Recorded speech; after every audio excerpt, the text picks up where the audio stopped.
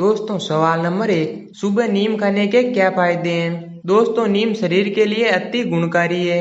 नीम को भारत में गांव का दवाखाना कहा जाता है। नीम का प्रयोग आयुर्वेद में पिछले 4000 सालों से किया जा रहा है। नीम के तने, पत्ती, जड़ें, छाल और कच्चे फलों में अनेकों शक्तिवर्धक रसायन पाए जाते हैं। नीम के छाल खास तौर पर मलेरिया और त्वचा संबंधित बीमारियों के लिए उपयोगी होती है। नीम के सभी हिस्सों को औषधि के रूप में इस्तेमाल किया जाता है। चैत्र मास में नीम के पेड़ पर नई पत्तियां निकलती है। आयुर्वेद में कहा गया है कि जो चैत्र मास में नीम की पत्तियों का सेवन करेगा वो साल भर सैकड़ों बीमारियों से दूर रहेगा। कुछ लोग नीम के पत्तों को कच्चा ही चबाते हैं, वहीं कुछ लोग पत्तों को पानी में उबालकर नमक के साथ खाते हैं। पत्तों में विभिन्न जीवाणुरोधी रसायन होते हैं। बता दें कि नीम के पत्तों को भारत से बाहर 34 देशों में निर्यात किया जाता है। अमेरिका में नीम को चमत्कारी वृक्ष कहा जाता है। शहर में तेजी से फैल रही मधुमेह बीमारी को दूर रखने के लिए रोजाना नीम की एक छोटी गोली खाना बेहद फायदेमंद है।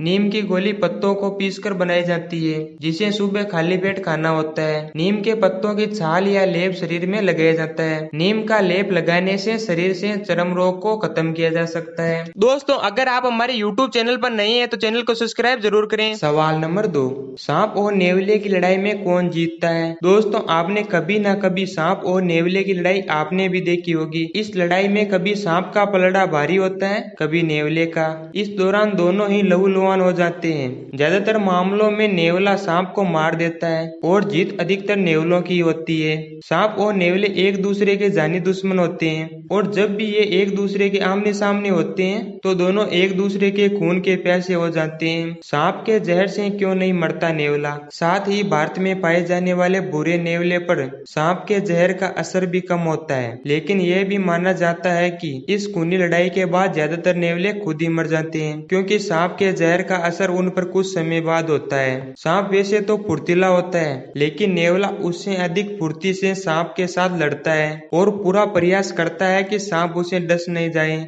उसका यही फुर्तीलापन उसे सांप के जहर से बचाता है। सवाल नंबर 3, हमारे हाथों और पैरों में सून क्यों पड़ जाती है। हाथ पैरों के सून होने की सबसे सामान्य वजह है ऑक्सीजन की कमी। मतलब आपका जो अंग सून पड़ रहा है वहां तक सही मात्रा में ऑक्सीजन नहीं पहुंच पा रही है। ऐसा अक्सर काफी देर तक बैठे रहने या एक साइड से सोने अथवा लेटने पर उस अंग की कोई नस दबने से ही हो जाता है। नस दबने पर उस अंग तक सही मात्रा में ऑक्सीजन नहीं पहुंचती और दिमाग उस अंग को सही संकेत भी नहीं भेज पाता या संकेत भेजना बंद कर देता है। बहुत से मामलों में हाथ पैर का सून हो जाना कोई बड़ी समस्या नहीं है। ऐसी स्थिति में उस अंग को हिला डुला कर या थोड़ी मालिश कर सूनपन खत्म कर सकते हैं। सवाल नंबर 4, हार्ट अटैक आने से पहले के संकेत कौन कौन से हैं। हार्ट अटैक कभी भी अचानक आ सकता है, लेकिन कुछ लक्षण है जो हार्ट अटैक के 1 महीने पहले नजर आने लगते हैं। अगर आपको भी नजर आते हैं ये 6 लक्षण तो सावधान हो जाएं,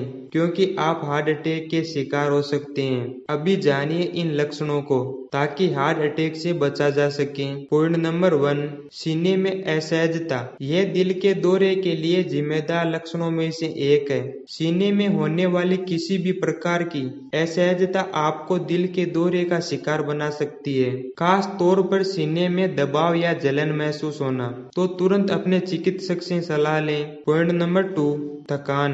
बगैर किसी मेहनत या काम के थकान होना भी हार्ट अटैक की दस्तक हो सकती है। जब हृदय धमनियां कोलेस्ट्रॉल के कारण बंद या संकुचित हो जाती है तब दिल को अधिक मेहनत करने की आवश्यकता होती है, जिसमें जल्दी ही थकान महसूस होने लगती है। ऐसी स्थितियों में कई बार रात में अच्छी खासी नींद लेने के बाद भी आप आलस और थकान का अनुभव करते हैं और आपको दिन में भी नींद या आराम की जरूरत महसूस होती है। पॉइंट नंबर 3, सूजन। जब दिल को शरीर के सभी आंतरिक अंगों में रक्त पहुंचाने के लिए अधिक मेहनत करनी पड़ती है तो शिराएं फूल जाती है और उसमें सूजन आने की संभावना बढ़ जाती है।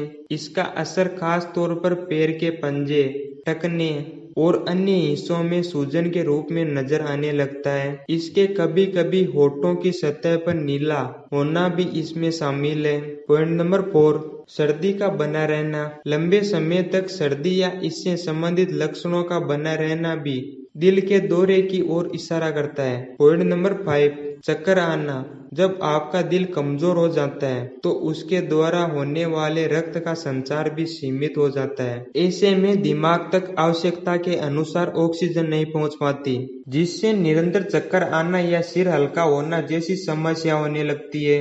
ये हार्ट अटैक के लिए जिम्मेदार एवं गंभीर लक्षण है, जिस पर आपको तुरंत ध्यान देना चाहिए। इसके अलावा सांस लेने में अगर आपको किसी प्रकार का परिवर्तन या कमी का एहसास होता है तो यह भी दिल के दौरे का लक्षण हो सकता है। जब दिल अपना काम सही तरीके से नहीं कर पाता तो फेफड़ों तक उतनी मात्रा में ऑक्सीजन नहीं पहुंच पाती जितनी आवश्यकता होती है। इस वजह से सांस लेने में कठिनाई होती है। अगर आपके साथ भी ऐसा कुछ होता है तो बगैर देर किए डॉक्टर को जरूर दिखाएं। सवाल नंबर 5, अंडे के अंदर चूजा बिना हवा के सांस कैसे लेता है? पक्षी के अंडों में एक कठोर खोल होता है। खोल के नीचे 2 झिल्ली होती है। झिल्लियों के बीच एक छोटी वायु कोशिका होती है जो ऑक्सीजन से भरी होती है। मुर्गी के अंडे के खोल में 7000 से अधिक छिद्र होते हैं जो ये होने देते हैं। यदि आप एक आवर्धक कांच के साथ अंडे की सावधानी पूर्वक जाँच करते हैं तो आप देखेंगे कि सेल में छोटे छोटे छेद हैं जिसे छिद्र कहा जाता है। खोल में छोटे छिद्र कार्बन डाइऑक्साइड को बाहर निकालने और ताजी हवा को प्रवेश करने की अनुमति देते हैं। दोस्तों, आपको हमारा वीडियो कैसा लगा? अच्छा लगा तो लाइक, शेयर एंड सब्सक्राइब जरूर करें।